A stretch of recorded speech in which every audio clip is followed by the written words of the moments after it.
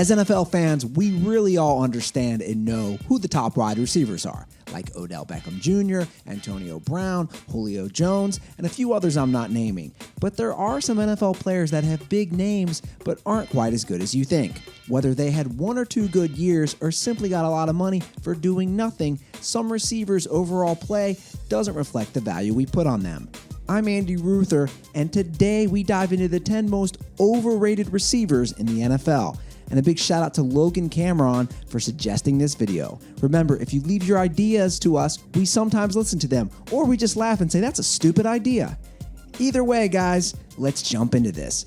At number 10, Julian Edelman. Listen, we know Edelman is very serviceable. Serviceable? That's an interesting way to put it. Sounds like you're going in to get a massage and you ask for a happy ending. Anyway, Edelman's good. He's great. I'll say this. That's how I feel. The finish to the 2015 Patriots season just showed how their offense is not the same without him. But there's a difference between being important in an offensive system and being a superstar. Guys, Edelman's great at what he does, but he is a system receiver. Edelman appeared to break out in 2013, catching 105 passes for 1,056 yards and 6 touchdowns. Next season, he had 92 catches for 972 yards and 4 touchdowns. Edelman means a lot to the Patriots system, but he's not a top 10 wide receiver in the league. Let's see how many catches he has if he goes to the Browns.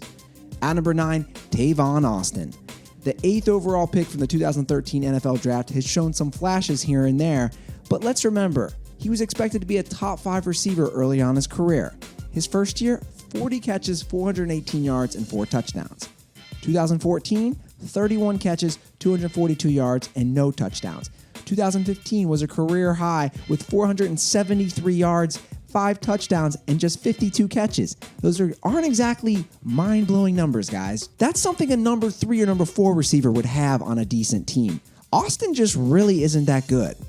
At number 8, Andre Johnson. Wow, this guy's still in the NFL?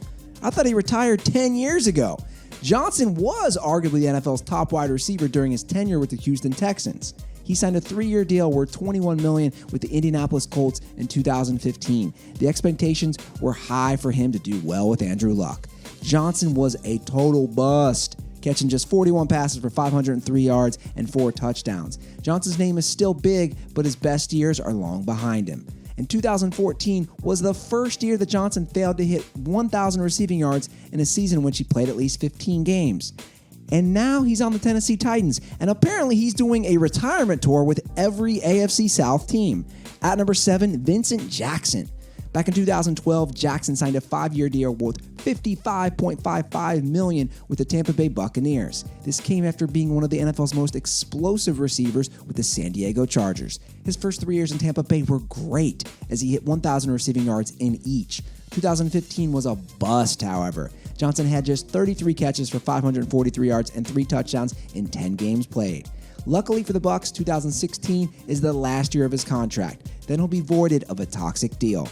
At number 6, MOHAMED SANU. Okay, so people knew that SANU wasn't that great of a receiver during the time he had with the Bengals. It helps when you got AJ Green on the other side of the ball. But thanks to the Atlanta Falcons front office, we now think of him as a valued receiver, given the huge money they gave him. The Falcons gave SANU a 5-year, $32.5 million deal during the 2016 offseason. Was the front office totally high? That's a lot of money for a guy whose career best season was 56 catches for 790 yards and 5 touchdowns in 2014. And again, he got some help because AJ Green plays on the other side of the ball. At number 5, Michael Floyd.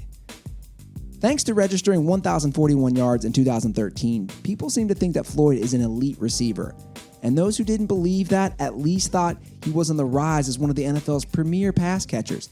But that couldn't be more false. In 2014, he had just 47 catches for 841 yards and 6 touchdowns. In 2015, 52 catches for 849 yards and 6 touchdowns. Now, Floyd is a very solid number 2 or 3 option for the Arizona Cardinals' stacked receiving corps. But make no mistake, he ain't that great.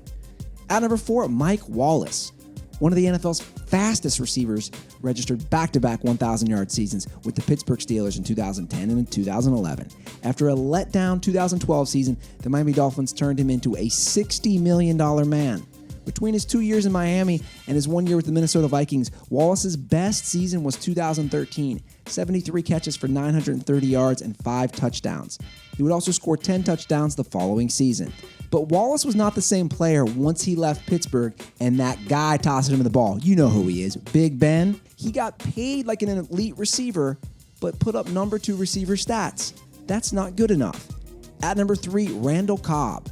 After starting out as a super skilled special teams return man, Cobb broke out in 2014 with 91 catches for 1,287 yards and 12 touchdowns. With the Packers' top receiver Jordy Nelson missing all of 2015 with a torn ACL, the expectations was that Cobb was going to emerge as an elite receiver. That didn't happen. Cobb only had 79 catches for 829 yards and 6 touchdowns. Given the situation and how he was the number 1 receiver on Aaron Rodgers' list, he was expected to do better. Turns out we've overvalued him all this time. At number 2, Alshon Jeffrey. Jeffrey broke out in 2013 and was a star in 2014. He had over 80 catches in each season, registering over 1,000 yards and scored a total of 17 touchdowns over those 2 seasons. The sky appeared to be the limit for him. However, Jeffrey hasn't been much of a star in Chicago since. He had 54 catches for 807 yards and 4 touchdowns during 9 games in 2015. Those stats are good, but he wasn't able to stay healthy and hasn't been able to help Chicago take it to the next level. At number 1, Demaryius Thomas. Bear with us and forget his beast mode 2012, 2013, and 2014 seasons. Yes, Thomas still had 1,304 yards and 6 touchdowns in 2015, but make no mistake, this man is not as good as you think. Thomas lost 2 fumbles in 2015 and dropped so many easy passes. Thomas was virtually non-existent in the Broncos' Super Bowl run, catching just 7 passes for 60 yards in those 3 playoff contests. Thomas has shown to be more of a Peyton Manning product than a star on his own. When the Broncos needed him most in games last season, he either dropped passes or couldn't get open. Which NFL wide receiver do you think is the most overrated?